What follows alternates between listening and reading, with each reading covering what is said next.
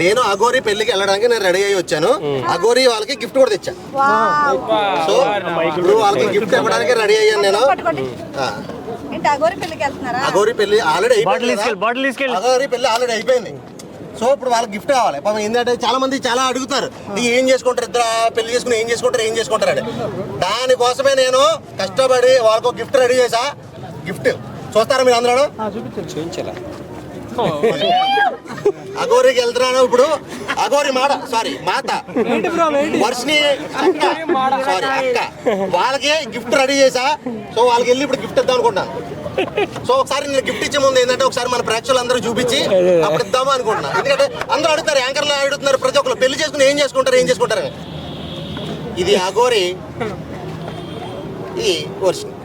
So ఒకరు చేసుకుంటారు, ఏదైనా చేసుకుంటారు. సో దానికోసం ఒకసారి మీరు చూపించాలి కదా పాపం జనాలకి అని చెప్పి అది.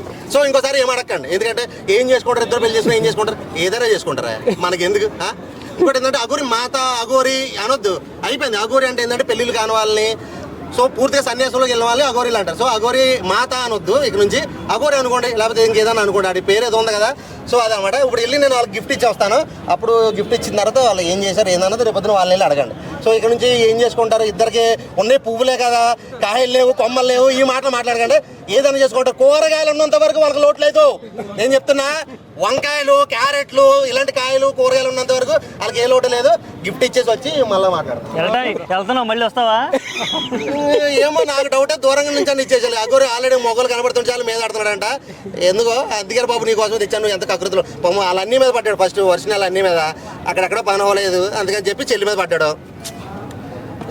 ఏం చేస్తాం, ఇక తప్పదు. ఇంక మా మీద కూడా పడేలా ఉంటారు. బాబు నీకు దన్నరా, కావాలంటే పావు కిలో కాదు, ఇక నుంచి రోజు కేజీ పంపుతారా బాబు, నీకు నచ్చిన రోజులు నువ్వు సావరా బాబు అని చెప్పి ఇచ్చేసి రావాలి. అంతకుమించి చేసేది లేదు. ఆడది ఆల్రెడీ ఎప్పుడో లూజ్ అయిపోయి ఉంటుంది బ్రో. ఇది నాకు తెలిసి ఇంకా సైజు నాకు దొరకలేదు, కానీ ఇది కూడా అడిగి సరిపోతుంది లేదని డౌటే నాకు. అది ఖచ్చితంగా కొంచెం లావీ కావాలి అంతే. అదే నేను అదే అనుకున్నా కానీ బ్రో, కంగారు వచ్చాను అంటే పెళ్లికి వెళ్ళాలి కదా అని అర్జెంట్గా వచ్చేసాను. సో ఈ సరిపెట్టుకుంటారు. ఈ రోజుకి శోభనం అంటున్నారు పాపం. ఈరోజు నిన్న పెళ్ళయింది, ఈరోజు శోభనం, వీటితోనే శోభనం. ఓకేనా? ఇచ్చేసి వస్తాను.